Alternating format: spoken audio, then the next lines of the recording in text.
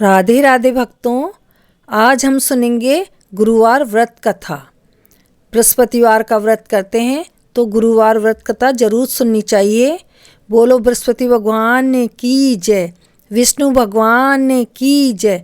प्राचीन समय की बात है, किसी राज्य में एक बड़ा प्रतापी तथा दानी राजा राज्य करता था। वह प्रत्येक गुरुवार को व्रत रखता एवं भूखे और गरीबों को दान देकर पुण्य प्राप्त करता था। परंतु यह बात उसकी रानी को अच्छी नहीं लगती थी।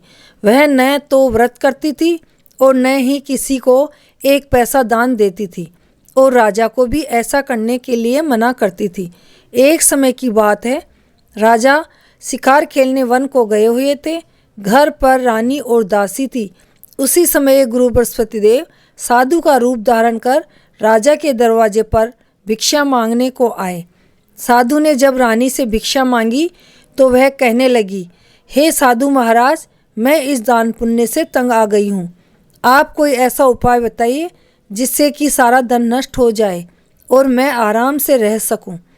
मेरा पति है जो सारा धन लुटाता रहता है, मुझे ऐसा दान पुण्य नहीं चाहिए।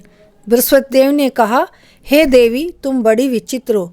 संतान और धन से कोई दुखी नहीं होता। अगर अधिक धन है तो इसे शुभ कार्यों में लगाओ।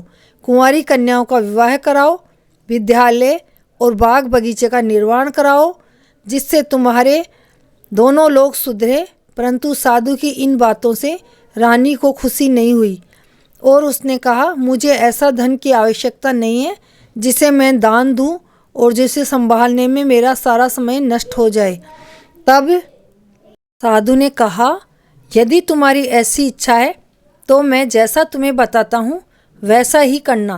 बृहस्पतिवार के दिन तुम घर को गोबर से लीपना, अपने केसों को पीली मिट्टी से धोना, केसों को धोते समय स्नान करना, राजा से हजामत बनवाने को कहना, भोजन में मांस मदिरा खाना, कपड़ा धोबी के यहाँ धुलवाने डालना। इस प्रकार 7 बृहस्पतिवार करने से तुम्हारा समस्त धन नष्ट हो जाएगा। इतना कहकर साधु रूपी बृहस्पति देव अंतर्ध्यान हो गए। साधु के कहे अनुसार करते हुए रानी को केवल 3 बृहस्पतिवार ही बीते थे कि उनका समस्त धन संपत्ति नष्ट हो गए। भोजन के लिए राजा का परिवार तरसने लगा। तब एक दिन राजा रानी से बोला, हे रानी, तुम यहीं रहो, मैं दूसरे देश को जाता हूँ, क्योंकि यहाँ पर सभी लोग मुझे जानते हैं, इसलिए मैं कोई छोटा कार्य नहीं कर सकता। ऐसा कहकर राजा परदेश चला गया। वहाँ पर जंगल से लकड़ी काट कर लाता और शहर में बेचता। इस तरह वह अपना जीवन व्यतीत करने लगा। इधर राजा के परदेश जाते ही रानी और दासी दुखी रहने लगी। एक बार जब रानी और दासी को 7 दिन तक बिना भोजन के रहना पड़ा तो रानी ने अपनी दासी से कहा, हे दासी, पास ही के नगर में मेरी बहन रहती है, वह बड़ी धनवान है, तू उसके पास जा और कुछ ले आ ताकि थोड़ा बहुत गुजर बसर हो जाए। दासी रानी की बहन के पास गई। उस दिन बृहस्पतिवार था और रानी की बहन उस समय बृहस्पतिवार व्रत की कथा सुन रही थी। दासी ने रानी की बहन को अपनी रानी का संदेश दिया, लेकिन रानी की बड़ी बहन ने कोई उत्तर नहीं दिया। जब दासी को रानी की बहन से कोई उत्तर नहीं मिला तो वह बहुत दुखी हुई और उसे क्रोध भी आया। दासी ने वापस आकर रानी को सारी बात बता दी। सुनकर रानी ने अपने भाग्य को कोसा। उधर रानी की बहन ने सोचा कि मेरी बहन की दासी आई थी, परंतु मैं उससे नहीं बोली, इससे वह बहुत दुखी हुई होगी। कथा सुनकर और पूजन समाप्त कर वह अपनी बहन के घर आई और कहने लगी, हे बहन, मैं बृहस्पतिवार का व्रत कर रही थी, तुम्हारी दासी मेरे घर आई थी, परंतु जब तक कथा नहीं होती तब तक न उठते हैं और न ही बोलते हैं, इसलिए मैं नहीं बोली। कहो दासी क्यों गई थी? रानी बोली, बहन, तुमसे क्या छुपाऊं, हमारे घर में खाने तक को अनाज नहीं था। ऐसा कहते कहते रानी की आंखें भर आई। उसने दासी समेत पिछले 7 दिनों से भूखे रहने तक की बात अपनी बहन को विस्तार पूर्वक सुना दी।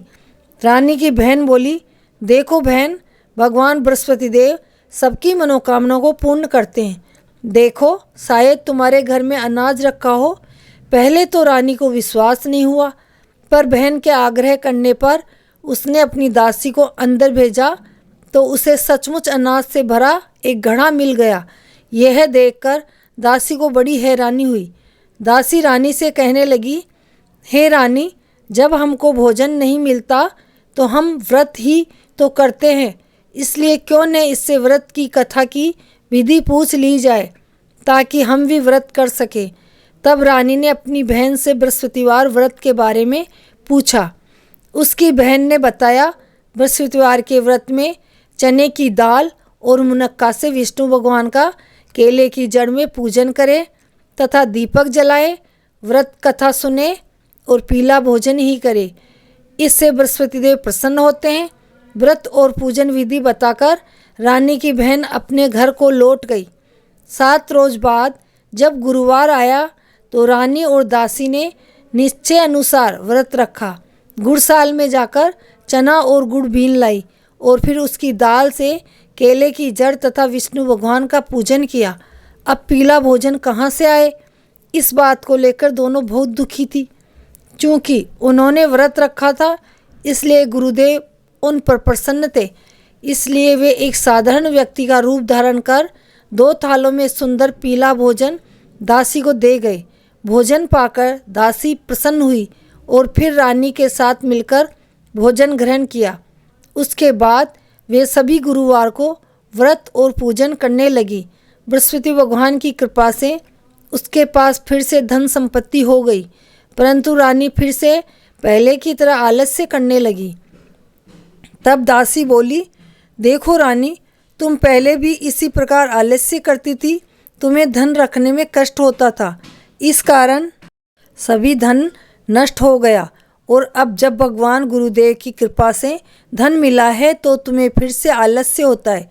बड़ी मुसीबतों के बाद हमने ये धन पाया है, इसलिए हमें दान पुण्य करना चाहिए, भूखे मनुष्यों को भोजन कराना चाहिए और धन को शुभ कार्यों में खर्च करना चाहिए, जिससे तुम्हारे कुल का यश बढ़ेगा, स्वर्ग की प्राप्ति होगी और पितर प्रसन्न होंगे। दासी की बात मानकर रानी अपना धन शुभ कार्यों में खर्च करने लगी, जिससे पूरे नगर में उसका यश फैलने लगा। एक दिन राजा दुखी होकर जंगल में पेड़ के नीचे आसन जमाकर बैठ गया। वह अपनी दशा को याद करके व्याकुल होने लगा। बृहस्पतिवार का दिन था। एकाएक उसने देखा कि निर्जन वन में एक साधु प्रकट हुए। वह साधु वेश में स्वयं बृहस्पति देव थे। लकड़हारे के सामने आकर बोले, हे लकड़हारे, इस सुनसान जंगल में तू चिंता मग्न क्यों बैठा है? लकड़हारे ने दोनों हाथ जोड़कर प्रणाम किया और उत्तर दिया, महात्मा जी, आप सब कुछ जानते हैं, मैं क्या कहूँ। यह कहकर रोने लगा और साधु को अपनी आत्मकथा सुनाई। महात्मा जी ने कहा, तुम्हारी स्त्री ने बृहस्पतिवार के दिन बृहस्पति भगवान का निरादर किया है, जिसके कारण रुष्ट होकर तुम्हारी यह दशा कर दी। अब तुम चिंता को दूर करके मेरे कहने पर चलो तो तुम्हारे सब कष्ट दूर हो जाएंगे और भगवान पहले से भी अधिक संपत्ति देंगे। तुम बृहस्पतिवार के दिन कथा किया करो। 2 पैसे के चने मुनक्का लाकर उसका प्रसाद बनाओ और शुद्ध जल के लोटे में शक्कर मिलाकर अमृत तैयार करो। कथा के पश्चात अपने सारे परिवार और सुनने वाले प्रियों में अमृत व प्रसाद बांटकर आप भी ग्रहण करो। ऐसा करने से भगवान तुम्हारी सब मनोकामना पूर्ण करेगा। साधु के ऐसे वचन सुनकर लकड़हारा बोला, हे प्रभु, मुझे लकड़ी बेचकर इतना पैसा नहीं मिलता जिससे भोजन के उपरांत मैं कुछ बचा सकूं। मैंने रात्रि में अपनी स्त्री को व्याकुल देखा है। मेरे पास कुछ भी तो नहीं जिससे मैं उसकी खबर मंगा सकूं। साधु ने कहा, हे लकड़हारे, तुम किसी बात की चिंता मत करो। बृहस्पतिवार के दिन तुम रोजाना की तरह लकड़ियां लेकर शहर को जाओ। तुमको रोज से दुगना धन प्राप्त होगा, जिससे तुम भली भांति भोजन कर लोगे तथा बृहस्पति देव की पूजा का सामान भी आ जाएगा। इतना कहकर साधु अंतर्ध्यान हो गए। धीरे धीरे समय व्यतीत होने पर फिर वही बृहस्पतिवार का दिन आया। लकड़हारा जंगल से लकड़ी काटकर किसी भी शहर में बेचने गया। उसे उस दिन और दिन से अधिक पैसा मिला। राजा ने चना गुड़ आदि लाकर गुरुवार का व्रत किया। उस दिन से उसके सभी क्लेश दूर हुए। परंतु जब दोबारा गुरुवार का दिन आया तो बृहस्पतिवार का व्रत करना भूल गया। इस कारण बृहस्पति भगवान नाराज हो गए। उस दिन उस नगर के राजा ने विशाल यज्ञ का आयोजन किया तथा शहर में ये घोषणा करवा दी कि कोई भी मनुष्य अपने घर में भोजन न बनावे, न आग जलावे। समस्त पब्लिक मेरे यहाँ भोजन करने आए। इस आज्ञा को जो नहीं मानेगा उसे फांसी की सज़ा दी जाएगी। इस तरह की घोषणा संपूर्ण नगर में करवा दी गई। राजा की आज्ञा अनुसार शहर के सभी लोग भोजन करने गए, लेकिन लकड़हारा कुछ देर से पहुंचा, इसलिए राजा उसको अपने साथ घर लिवा ले गए और ले जाकर भोजन करा रहे थे कि रानी की दृष्टि उस खूंटी पर पड़ी जिस पर उसका हार लटका हुआ था। वह वहां पर दिखाई नहीं दिया। रानी ने निश्चय किया कि मेरा हार इसी मनुष्य ने चुरा लिया है। उसी समय सिपाहियों को बुलाकर उसको कारागार में डलवा दिया। जब लकड़हारा कारागार में पड़ गया और बहुत दुखी होकर विचार करने लगा कि न जाने कौन से पूर्व जन्म के कर्म से मुझे ये दुख प्राप्त हुआ है, और उसी साधु को याद करने लगा जो जंगल में मिला था।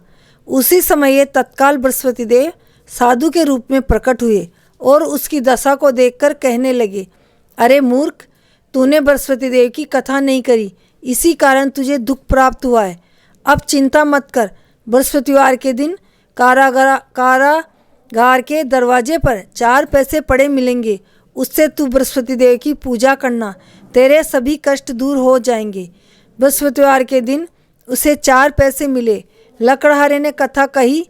उसी रात्रि को बृहस्पति देव ने उस नगर के राजा को स्वप्न में कहा, हे राजा, तूने जिस आदमी को कारागार में बंद कर दिया है वह निर्दोष है, वह राजा है, उसे छोड़ देना। रानी का हार उसी खूंटी पर लटका हुआ है। अगर तू ऐसा नहीं करेगा तो मैं तेरे राज्य को नष्ट कर दूंगा। इस तरह रात्रि के स्वप्न को देखकर राजा प्रातःकाल उठा और खूंटी पर हार देखकर लकड़हारे को बुलाकर क्षमा मांगी तथा लकड़हारे के योग्य वस्त्र आभूषण देकर विदा कर दिया। बृहस्पति देव की आज्ञा अनुसार लकड़हारा अपने नगर को चल दिया। राजा जब अपने नगर के निकट पहुंचा तो उसे बड़ा आश्चर्य हुआ। नगर में पहले से अधिक बाग, तालाब, कुएं तथा बहुत सी धर्मशालाएं, मंदिर आदि बन गए हैं। राजा ने पूछा, यह किसका बाग और धर्मशाला है? तब नगर के सब लोग कहने लगे, यह सब रानी और बांदी के हैं। राजा को आश्चर्य भी हुआ और गुस्सा भी आया। जब रानी ने यह खबर सुनी कि राजा आ रहे हैं तो उन्होंने बांदी से कहा, हे दासी, देख राजा हमको कितनी बुरी हालत में छोड़कर गए थे। हमारी ऐसी हालत देखकर वह लौट न जाए, इसलिए तू दरवाजे पे खड़ी हो जा। आज्ञा अनुसार दासी दरवाजे पे खड़ी हो गई। राजा आए तो उन्हें अपने साथ लिवा लाई। तब राजा ने क्रोध करके अपनी रानी से पूछा कि ये सब धन तुम्हें कैसे प्राप्त हुआ है? तब उन्होंने कहा, हमें यह सब धन बृहस्पति देव के इस व्रत के प्रभाव से प्राप्त हुआ है। राजा ने निश्चय किया कि 7 रोज बाद तो सभी बृहस्पति देव का पूजन करते हैं, परंतु मैं प्रतिदिन 3 बार कहानी तथा रोज व्रत किया करूँगा। अब हर समय राजा के दुपट्टे में चने की दाल बंधी रहती तथा दिन में 3 बार कहानी कहता। एक रोज राजा ने विचार किया कि चलो अपनी बहन के यहाँ हो आवे। इस तरह निश्चय कर राजा घोड़े पर सवार हो अपनी बहन के यहाँ को चलने लगा। मार्ग में उसने देखा कि कुछ आदमी एक मुर्दे को लिए जा रहे हैं। उन्हें रोककर राजा ने कहा, राजा कहने लगा, अरे भैया, मेरी बृहस्पति देव की कथा सुन लो। वे बोले, लो, हमारा तो आदमी मर गया है, इसको अपनी कथा की पड़ी है। परंतु कुछ लोग बोले, अच्छा कहो, हम तुम्हारी कथा सुनेंगे। राजा ने दाल निकाली और जब कथा आदि हुई कि मुर्दा हिलने लगा, और जब कथा समाप्त हो गई तो राम राम करके वह मनुष्य खड़ा हो गया। आगे मार्ग में उसे एक किसान खेत में हल चलाता मिला।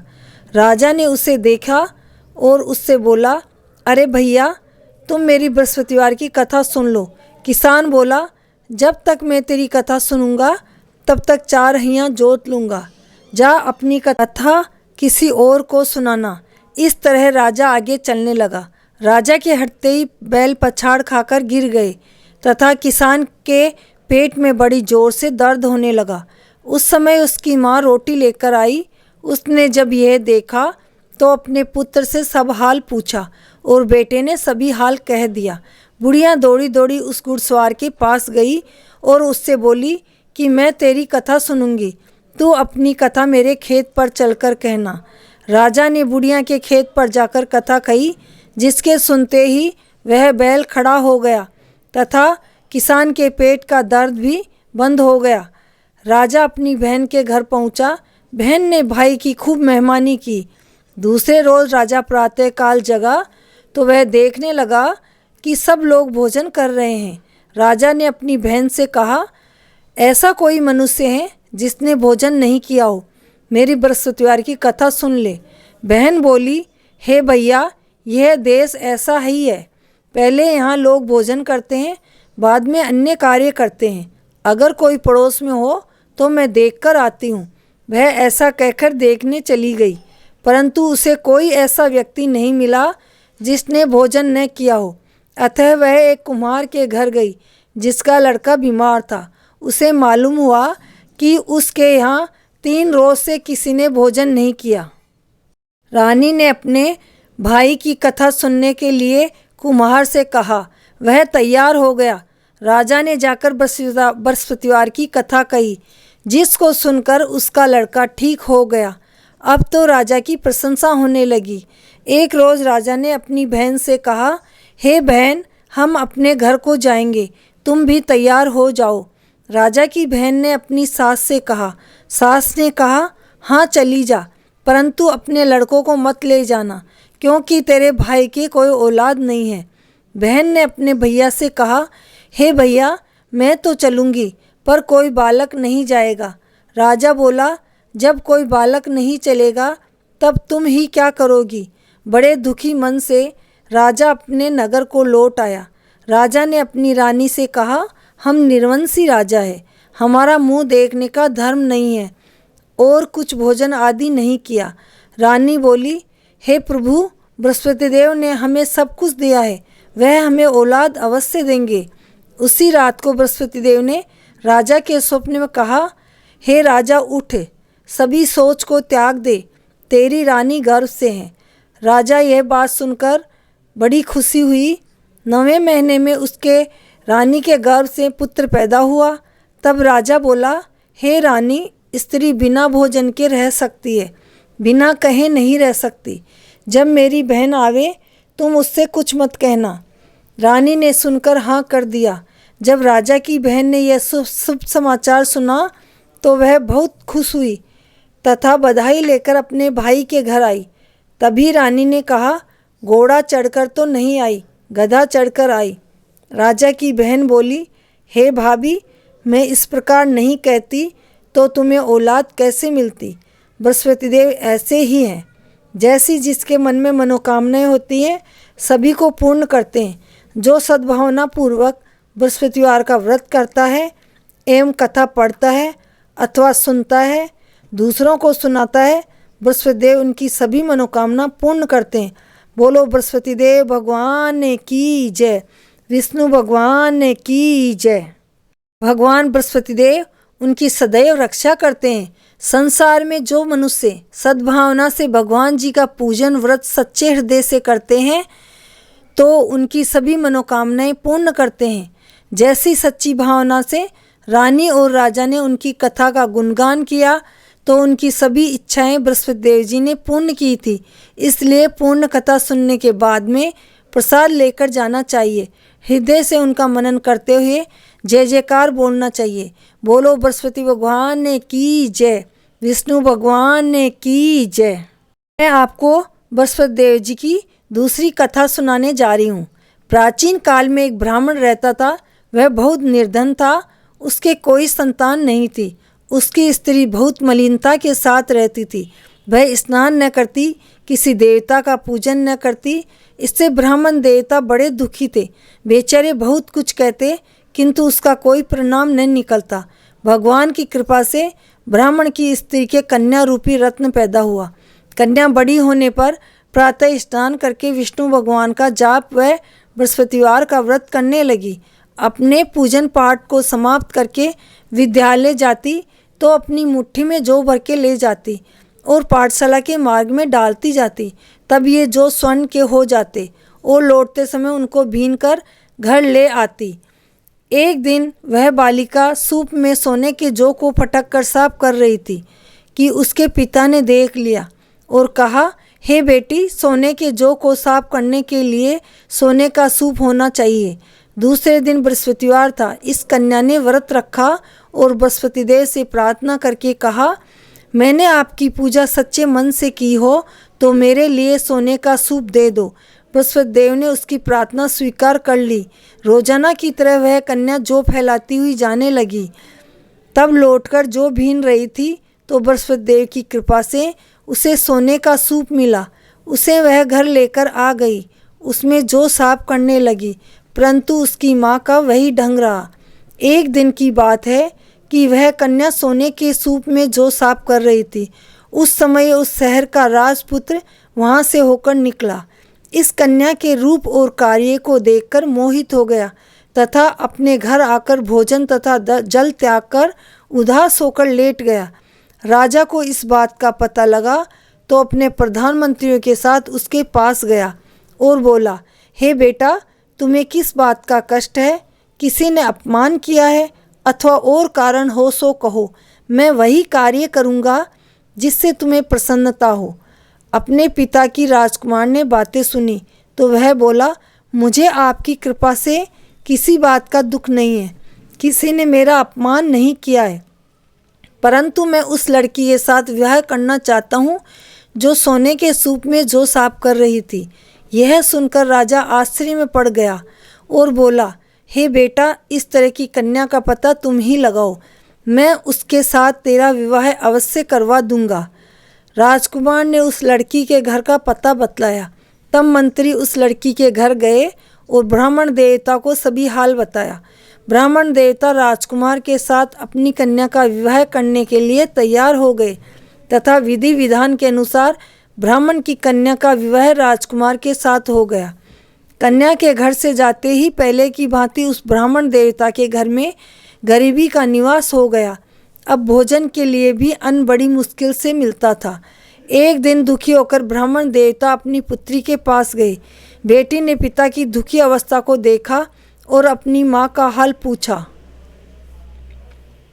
तब ब्राह्मण देवता ने सभी हाल कहा। कन्या ने बहुत सा धन देकर अपने पिता को विदा कर दिया। इस तरह ब्राह्मण का कुछ समय सुखपूर्वक व्यतीत हुआ। कुछ दिन बाद फिर वही हाल हो गया। ब्राह्मण फिर अपनी कन्या के यहाँ गया और सारा हाल कहा तो लड़की बोली, हे पिताजी, आप माताजी को यहाँ लिवा लाओ, मैं उसे विधि बता दूंगी जिससे गरीबी दूर हो जाएगी। वह ब्राह्मण देवता अपनी स्त्री को साथ लेकर पहुँचे तो अपनी माँ को समझाने लगी, हे माँ, तुम प्रातःकाल स्नान आदि करके विष्णु भगवान का पूजन करो तो सब दरिद्रता दूर हो जाएगी। परंतु उसकी माँ ने एक भी बात नहीं मानी और प्रातःकाल उठकर अपनी पुत्री के बच्चों की झूठन खा ली। इससे उसकी पुत्री को भी बहुत गुस्सा आया और एक रात को कोठरी से सभी सामान निकाल दिया और अपनी माँ को उसमें बंद कर दिया। प्रातःकाल उसे निकाल तथा स्नान आदि करा के पाठ करवाया तो उसकी माँ की बुद्धि ठीक हो गई और फिर वह प्रत्येक बृहस्पतिवार को व्रत रखने लगी। इस व्रत के प्रभाव से उसके माँ बाप बहुत ही धनवान और पुत्रवान हो गए और बृहस्पति देव जी के प्रभाव से इस लोक के सुख भोग कर स्वर्गलोक को प्राप्त हुए। सब बोलो बृहस्पति भगवान की जय, विष्णु भगवान। तो भक्तों, ये थी बृहस्पति देव की व्रत कथा। ऐसी कथाएं मैं आपके लिए लाती रहूँगी। अगर आपको कथा पसंद आए तो कमेंट में ज़रूर लिखें। राधे राधे, जय श्री कृष्णा।